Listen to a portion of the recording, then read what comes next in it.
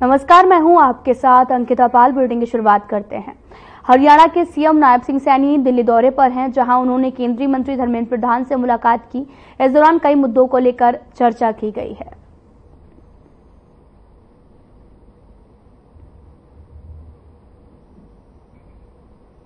आपको बताते चले कि सीएम नायब सिंह सैनी लगातार यहां पर पहुंचे, लगातार मीटिंग का दौर जारी है। दिल्ली दौरे पर सीएम नायब सिंह सैनी हैं और जहां की तस्वीरें भी आपको दिखा रहे हैं। लगातार उन्होंने मीटिंग की है, केंद्रीय मंत्री धर्मेंद्र प्रधान से मुलाकात की। तस्वीरें भी आपको दिखा रहे हैं जो कि दिल्ली से हैं। हरियाणा सरकार के नए मंत्रियों को ऑफिस अलॉटमेंट के बाद में स्टाफ आवंटित कर दिया गया है। केंद्रीय मंत्री अर्जुन राम मेघवाल से मुख्यमंत्री नायब सिंह सैनी ने मुलाकात की।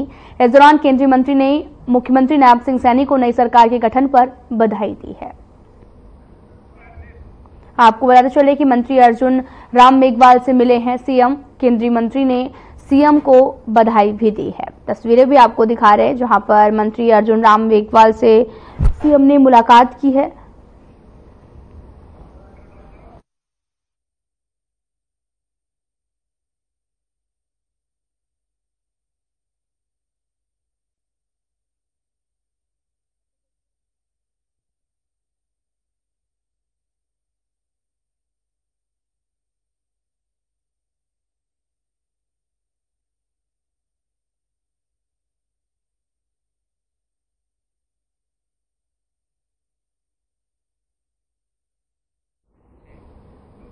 पूर्व सीएम भूपेंद्र सिंह हुड्डा का बयान सामने आया। पराली जलाने को लेकर सरकार के आदेश को गलत बताया है और कहा कि छोटे किसान पराली प्रबंधन के लिए बड़ी बड़ी महंगी मशीन कैसे लेंगे। सरकार पराली का वैकल्पिक उपयोग को बढ़ावा दे। सरकारी खरीद नहीं होने के चलते किसान मजबूरन सस्ते दामों पर फसल बेचने को मजबूर है। दिखाना भाई, ये कहां से किसी का नकली लेटर छपते हैं क्या?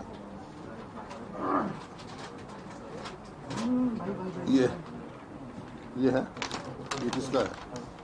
यहाँ गवर्नमेंट का लेटर है। हाँ, लेटर तो जारी हुआ सबके पास। फिर ये मुख्यमंत्री जी ने कैसे कह दिया कि नहीं भाई ये सरकार चल रही है, क्या हो रहा है? सवाल ये है, ये जो है छोटे किसान जो है 1 एकड़ का है, 2 एकड़ का है, वो पराली का क्या करे? अगर उसको बंडल बनाने हैं तो बड़ी मशीन चाहिए, बड़ी मशीन ले नहीं सकता। बड़ी मशीन को हायर करके लाएगा तो 1000 रुपये लेगा और बंडल पराली भी ले जाएगा। तो ये गलत है। किसान का जो ये फसल ना खरीदना और इस किस्म के कड़े के हो जाए।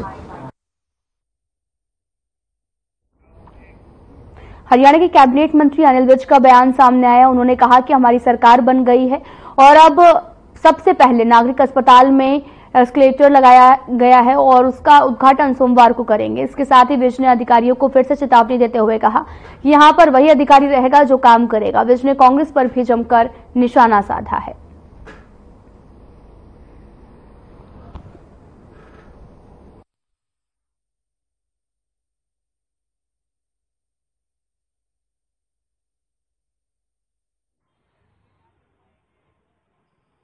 देखिए, काम किया है, काम करेंगे, ये मेरा नारा रहा है और यहाँ पे वही अफसर रह सकेगा जो इस नारे के अनुरूप चलेगा।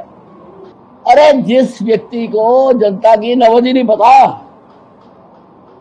अनिल विज बाप बुलंद हर मंच से, हर मीडिया में छाती ठोक कर कह रहा था कि तीसरी बार भी भारतीय जनता पार्टी की बिना किसी के सहयोग के सरकार बनेगी, क्योंकि अनिल विज जनता के बीच में बैठता है और अनिल विज को जनता की पहचान है। इनको क्या पता, इनके तो आंकड़े सारे फेल हो गए। और जिस डॉक्टर को नबज ना देखने आती हो ना, उसको अपना क्लिनिक बंद। हरियाणा सरकार में कैबिनेट मंत्री पद की शपथ लेने के बाद में गुरुग्राम पहुंचे राव नरवीर सिंह ने सबसे पहले अपने पिता की मूर्ति पर माल्यार्पण किया। पिता से आशीर्वाद लेने के बाद उन्होंने गुरुग्राम में अधिकारियों की बैठक ली। बैठक के दौरान राव नरवीर पूरे एक्शन में नजर आए। उन्होंने अधिकारियों को अल्टीमेटम देते हुए कहा, गुरुग्राम में भ्रष्टाचार को किसी भी कीमत पर बर्दाश्त नहीं किया जाएगा। भ्रष्टाचार की शिकायत मिली तो जेल जाने के लिए तैयार रहें। ऐसे अधिकारी गुरुग्राम को स्वयं ही छोड़कर चले जाएं। उन्होंने ये भी कहा कि गुरुग्राम स्वच्छ और सुंदर शहर बनाना मेरी प्राथमिकता है। शहर को स्वच्छ बनाना, पॉलिथीन अतिक्रमण जाम मुक्त शहर के एजेंडे पर हमें आगे बढ़ना होगा।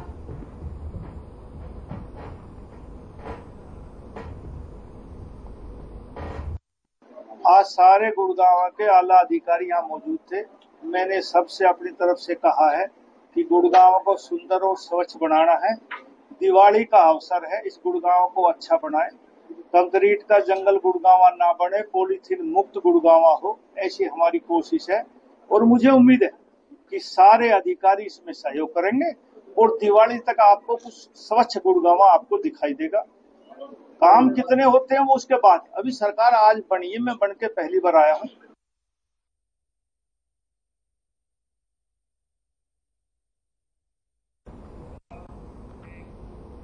कैबिनेट मंत्री विपुल गोयल फूलों की वर्षा के साथ अंबाला प्रशासन और बीजेपी कार्यकर्ताओं ने जोरदार स्वागत किया।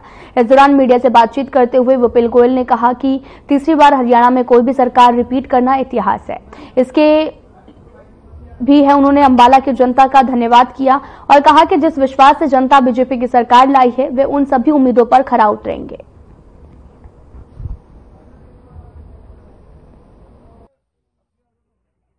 इतिहास रचने का काम किया। तीसरी बार भारतीय जनता पार्टी की सरकार, किसी भी पार्टी की सरकार तीसरी बार रिपीट करना हरियाणा के अंदर इतिहास है। हरियाणा की जनता ने आज इतिहास रचा है और भारतीय जनता पार्टी की सरकार को तीसरी बार रिपीट किया पूर्ण बहुमत से। उनका कोटि कोटि धन्यवाद। और यही कहना चाहूंगा, जिन उम्मीदों से और जिन आशाओं से उन्होंने भारतीय जनता पार्टी को बहुमत देकर तीसरी बार राज करने के लिए भेजा है, तो उनकी उम्मीदों पर खरा उतरने का काम किया। देखिए, हमारे इलेक्शन जो संकल्प पत्र था उसके अंदर सारी चीजें हमने डिफाइन कर रखी है और उस संकल्प पत्र के माध्यम से चलने का काम करेंगे। माननीय मुख्यमंत्री जी बनते ही बिना पर्ची खर्ची के 25,000 नौकरियां देने का काम करा और नए नए फैसले जो जो उस संकल्प पत्र के अंदर लिखे थे उनको करने का काम मुख्यमंत्री जी कर रहे हैं। तो जनता की आशाओं पर खरा उतरने का काम।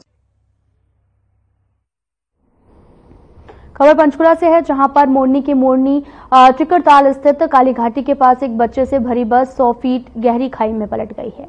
हादसे का शिकार हुई बस ननकाना साहिब पब्लिक स्कूल मलेरकोटला पंजाब की बताई जा रही, जिसमें 45 बच्चे और 3 अन्य लोग सवार थे। इस हादसे में बस ड्राइवर सहित कई बच्चों को चोटें आई हैं, जिनमें से बस ड्राइवर के अलावा बस में बैठे सभी लोग सुरक्षित हैं। बस ड्राइवर की हालात जो है वो गंभीर बताई जा रही, जिसका इलाज पंचकुला के सेक्टर 6 के सामान्य अस्पताल में चल रहा है।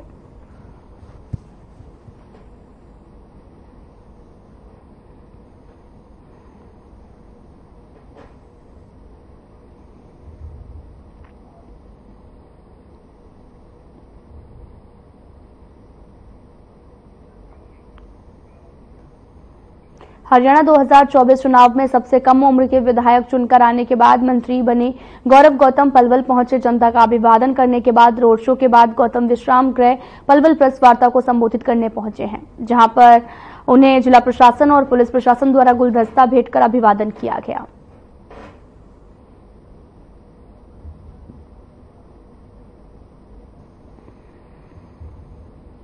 और आज बहुत ही पलवल के लिए गौरव का क्षण है कि मेरे छोटे भाई गौरव गौतम को आज हमारे माननीय मुख्यमंत्री नायब सिंह सैनी जी ने जो यहाँ एक मंत्री पद का तोहफा दिया है, वो बहुत पलवल जिले के लिए बहुत खुशी की बात है।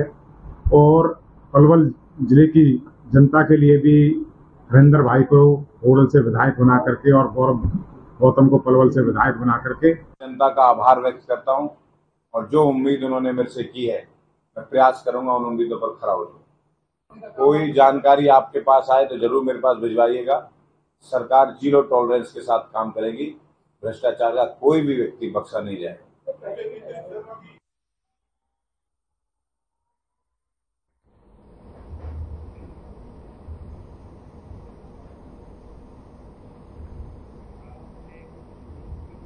अगर आपने अपने खेतों में पॉपुलर लगाया हुआ है या फिर आम, लीची, अमरूद का बाग है, इसके बावजूद आप अपने खेतों में हल्दी की खेती कर सकते हैं, जो कि काफी मुनाफे की फसल है। इसके लिए बहुत ज्यादा मेहनत नहीं करनी पड़ती। यमुनानगर में जिला बागवानी विभाग द्वारा विशेष वर्कशॉप का आयोजन किया गया, जिसमें हल्दी से जुड़े विशेषज्ञों ने शामिल होकर किसानों को जानकारी दी कि वे कैसे अपने खेतों में हल्दी लगाकर भारी मुनाफा कमा सकते हैं, जिससे भारी आमदनी होती है। और वहीं यहां पर कार्यक्रम में पहुंचे हल्दी उत्पादक कंबोज का भी कहना है कि उनके लिए ये वर्कशॉप बहुत ही महत्वपूर्ण है।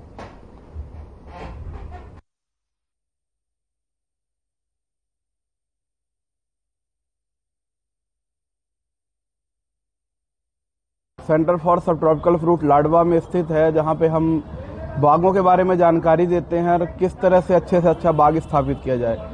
चूंकि यमुनानगर और जो जगाधरी एरिया है, अम्बाला की बात करें, पंचकुला की, बहुत सारे पुराने बाग हैं जो ऑलरेडी स्थापित है। जैसे आप लीची की बात करें, आम की बात करें, तो हल्दी एक बहुत अच्छे इंटरक्रॉपिंग के विकल्प के रूप में देखी जा सकती है। आपने मॉइस्चर लेवल 12% से कम रखा हुआ है, तो उसमें फफूंद आने के चांस बहुत कम है। मैंने एक मानक आपको बताया FSSAI का, food safety standard authority of India, वही मानक आपका भारत में लगता है। और दूसरा यहाँ पे देखिए मैंने इंडियन स्टैंडर्ड रखा हुआ है, ब्यूरो ऑफ इंडियन स्टैंडर्ड का, ये मानक भी यहाँ पर लागू होता है। आज MIDH स्कीम के अंतर्गत एक हल्दी के ऊपर 1 दिवसीय कार्यशाला का आयोजन किया जा रहा है, और इसका जो मुख्य उद्देश्य है वो किसानों को हल्दी के उत्पादन की जो लेटेस्ट टेक्निक है उसके बारे में बताना, और हल्दी उगाने के बाद उसका कैसे प्रबंधन करें, क्या क्या प्रोडक्ट बना सकते हैं, कैसे उसको बेच सकते हैं, उन सब चीज़ों के बारे में किसानों को आज जागरूक किया जा रहा है इस वर्कशॉप के माध्यम से। इसमें कुल 100 किसानों के लिए ये कार्यशाला आयोजित की गई थी, जिसमें से 80 किसान यमुनानगर से आने थे, 10 किसान पंचकुला से और 10 किसान। मैं वैसे हल्दी काफ़ी सालों से हल्दी के ऊपर मैं लगाता रहता हूँ अपने खेतों में, और हॉर्टिकल्चर डिपार्टमेंट हमें टाइम पे हमें बहुत सारी सुविधा देता है। यहाँ तक कि बीज भी हॉर्टिकल्चर डिपार्टमेंट से हमें हल्दी का मिलता है, और सब्सिडी भी हमें पहले मिलती थी। अब भी हम उम्मीद करते हैं कि हॉर्टिकल्चर डिपार्टमेंट हमें इसके ऊपर सब्सिडी देगा। यहाँ तक कि हमें पहले इसके बारे में मालूम नहीं था, हम सिर्फ अपनी कच्ची हल्दी को उखाड़ करके और उसको फिर बेच देते थे, लेकिन यहाँ वर्कशॉप में हमें सीखने को मिल रहा है। इस तरह का वर्कशॉप मैं चाहता हूँ कि समय समय पे होने चाहिए।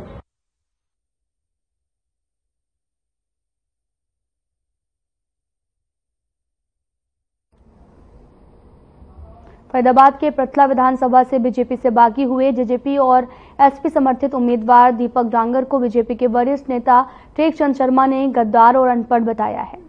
और हाल ही में हुए विधानसभा चुनाव में टेकचंद शर्मा को बीजेपी ने अपना उम्मीदवार बनाया था, लेकिन टेकचंद शर्मा कांग्रेस के प्रत्याशी और पूर्व विधायक से लगभग 20,000 वोटों से चुनाव हार गए थे। वहीं दीपक डांगर को जब बीजेपी पार्टी ने टिकट नहीं दी तो वो बागी हो गए और उन्होंने एक जनसभा कर निर्दलीय ही चुनाव लड़ने का फैसला लिया। निर्दलीय ही चुनाव लड़े और वो चुनाव हार गए। टेकचंद शर्मा ने कहा कि दीपक डांगर तो अब बीजेपी के प्राथमिक सदस्य भी नहीं है, क्योंकि उन्हें तो पार्टी के प्रदेश अध्यक्ष मोहनलाल बडोरी ने पार्टी से बाहर कर दिया है।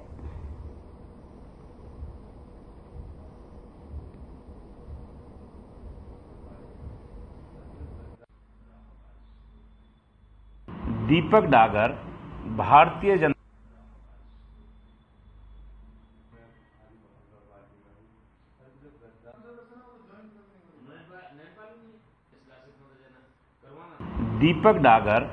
भारतीय जनता पार्टी के प्राथमिक सदस्य भी नहीं हैं। जो प्राथमिक सदस्य थे और जिन्होंने पार्टी की खिलाफत करके चुनाव लड़ा था, वो कल माननीय मोहनलाल बडोली जी के माध्यम से निकाले जा चुके हैं।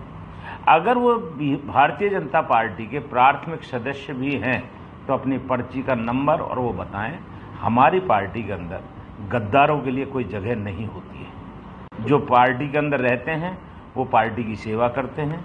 जो चुनाव लड़ने के बावजूद खिशानी बिल्ली खंबा नोचे 16,000 वोट लेकर के वो सोचते हैं कि पार्टी के पदाधिकारी या पार्टी के वो प्राथमिक जब सदस्य भी नहीं हैं तो भारतीय जनता पार्टी के बोलने का उन्हें कोई अधिकार नहीं है।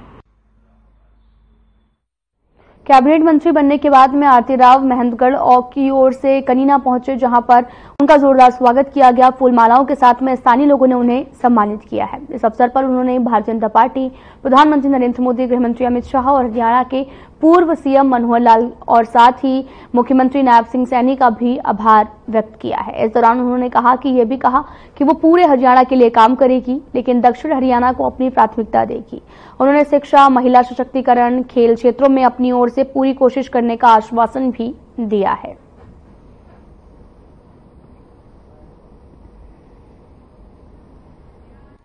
मैं अभी जा रही हूँ जी धन्यवाद करने के लिए, और मैं बहुत शुक्रगुजार हूँ सबसे पहले भारतीय जनता पार्टी की, मोदी जी की, अमित शाह जी की और हमारे चीफ मिनिस्टर सैनी साहब की, कि उन्होंने ये देखा कि हम कैबिनेट में भी शामिल हो सकते हैं। का बहुत बहुत धन्यवाद देती हूँ। मैं तो पूरी प्राथमिकता दूंगी अपने दक्षिण हरियाणा को, जितनी दे सकती। पूरे हरियाणा की कैबिनेट मिनिस्टर बनी हूँ, मगर जैसे सिंचाई का काम है और एजुकेशन का काम है महिलाओं के लिए, और साथ साथ खेल में, तो जहाँ भी मैं अपना ज़्यादा से ज़्यादा एफर्ट डाल सकती हूँ मैं ज़रूर डालूँ। हरियाणा सरकार द्वारा ग्रुप सी और डी की नौकरियों में महेंद्रगढ़ जिले से लगभग 1950 युवाओं को सरकारी नौकरी मिली है। जिले के गांव बलाना में 5 जरूरतमंद परिवारों के युवाओं को नौकरी मिली। बीजेपी के नेता सुधीर दीवान उनके गांव पहुंचे, जहां चयनित युवाओं को फूल मालाओं के साथ मिठाई खिलाकर उन्हें बधाई दी गई। इस सम्मान के तरीके को ग्रामवासियों ने काफी सराहा और गांव के युवाओं को नौकरी मिलने पर बीजेपी सरकार की वाहवाही भी की है।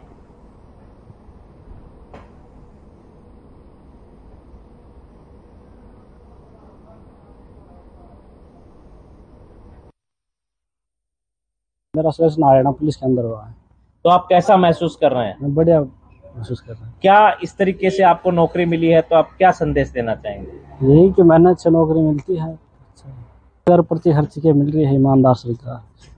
और मेरा सिलेक्शन एसएससी कलरक में हुआ है, पीडब्ल्यूडी डिपार्टमेंट मिला हुआ है, और पहले मैं ग्रुप डी में था, इसी सरकार में लगा था। कैसा महसूस कर रहे हैं? अच्छा महसूस हो रहा है सर। क्या युवाओं को संदेश देंगे? कि पढ़ो लिखो और तभी नौकरी मिलेगी।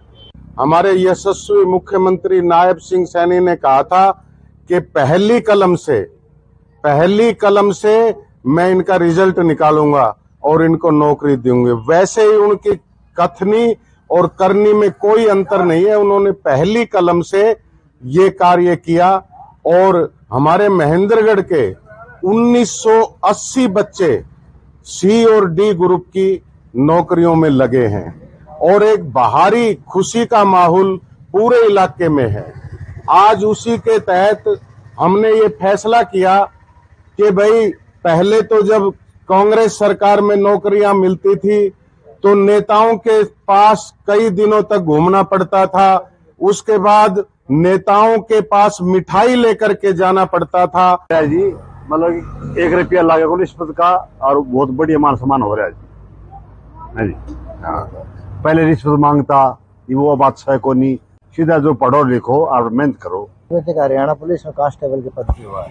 कैसा महसूस कर रहे हैं, क्या लगता है? अच्छा फील कर रहे हैं, बिना खर्चे पर्ची के नौकरी मिलती है बीजेपी सरकार में। प्रदेश के राज्य मंत्री गौरव गौतम का भव्य स्वागत किया गया। भारी संख्या में कार्यकर्ता और स्थानीय नागरिकों ने मिलकर फूल मालाओं के साथ में गौरव गौतम का स्वागत किया है और राज्य मंत्री गौरव गौतम प्रेस वार्ता कर जानकारी दी है।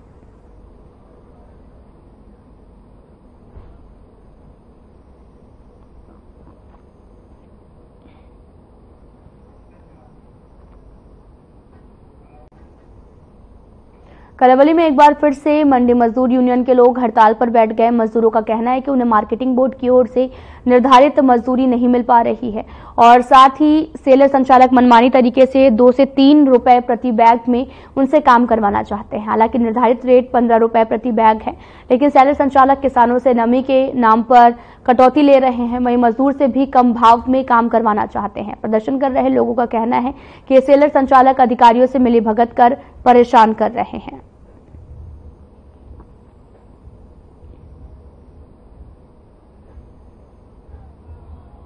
आज हम जो धरने को लेकर के बैठे हैं कि जो हमारे सरकारी रेट आते हैं, जो सरकार हमारे रेट बेचती है उससे ये ऐसे करते हैं, उसमें ये हमको खराब करते हैं सेलर वाले। यहाँ पे हमारा ये सरकार निर्धारित करके रेट बेचती है, वो रेट हमको ये नहीं दे रहे। जब तक हमारा रेट सही नहीं देंगे ये, हम काम है, ये हमारी लेबर है सारी, कोई काम नहीं करेगी। हमारा जो सरकार द्वारा निर्धारित रेट है वो हमको रेट देंगे, तभी हम सारे काम करेंगे। चाहे वो बिहारी है, पंजाबी है, हरियाणवी है, हम सब मजदूर भाई एक है। हमारा खून पसीना बहा करके हम कमाते हैं, और जो रेट है वो सरकार तय करके भेजती है हमारा रेट। जी मजदूरी के लिए बैठे सर जी, रेट नहीं दे रहा है, कमाई नहीं हो रहा है किसी को। तो आप भी पूरा रूप से यो लेबर को समर्थन दे जी रहे हैं? जी समर्थन दे रहे हैं। आपकी सारी लेबर यहाँ पे? जी जी सारी लेबर है। तो आप सेलर की लेबर है या फिर आप? मैं मंडी का पहले, उसके बाद सेलर। पहले मंडी कम होता है सर जी, पहले उसके बाद सेलर जाता है। तो आप भी पूर्ण रूप से इनके साथ? जी जी जी पूरा समर्थन है। खबर सिरसा के ऐलानाबाद से है, जहां पर ऐलानाबाद की एनवीटी थ्रेशर कंपनी की संपूर्ण भारतवर्ष में अपनी अलग पहचान है। कई अनाजों की क्वालिटी के हिसाब से अनेकों डिजाइन में तैयार भी किए जाते हैं। साथ ही थ्रेशर किसानों के लिए वरदान साबित हो रहे हैं।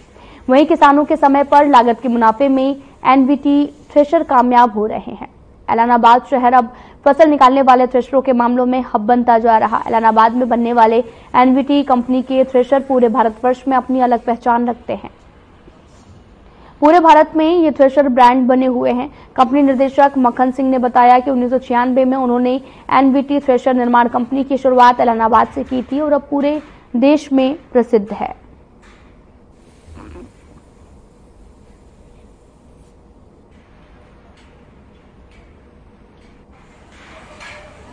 किसी शायर ने ठीक लिखा है, खेती करना इतना आसान नहीं है। अगर खेती करना इतना आसान होता तो आज हिंदुस्तान का हर एक नागरिक किसान होता। और उस किसान की समस्याओं को नजर रखते हुए एनवीटी ने हर तरह के model, groundnut multicrop thresher, groundnut thresher, groundnut wet thresher, multicrop thresher, तमाम तरह के थ्रेशर किसानों की सेवा में हाजिर किए हैं। और उसके मॉडल अलग अलग आपको स्क्रीन पर दिखाए जाएंगे। और सबसे बड़ी विशेष बात, एनवीटी का कोई भी प्रोडक्ट हिंदुस्तान के किसी भी कोने में चलता होगा, 24 घंटे के अंदर अंदर किसानों को सर्विस प्रोवाइड करवाई जाएगी। मेरा नाम गोमतराम जाखड़ है, राजस्थान का रहने वाला हूँ। एनवीटी एकदम बढ़िया मशीनरी के बारे में जानी जाए, अच्छा प्रोजेक्ट है, बढ़िया मशीन है। ले गया ये प्रोडक्ट तुमको? हाँ, माल है 2000 से ले जा रहे हैं। बढ़िया क्वालिटी के माल? बढ़िया क्वालिटी का माल है, अच्छा सुंदर माल काट लिए, कोई शिकायत नहीं है इसके अंदर। एक नंबर सर्विस है इसकी, एक नंबर किसानों को संतुष्ट करते हैं। लास्ट वीडियो में इतना ही। नमस्कार।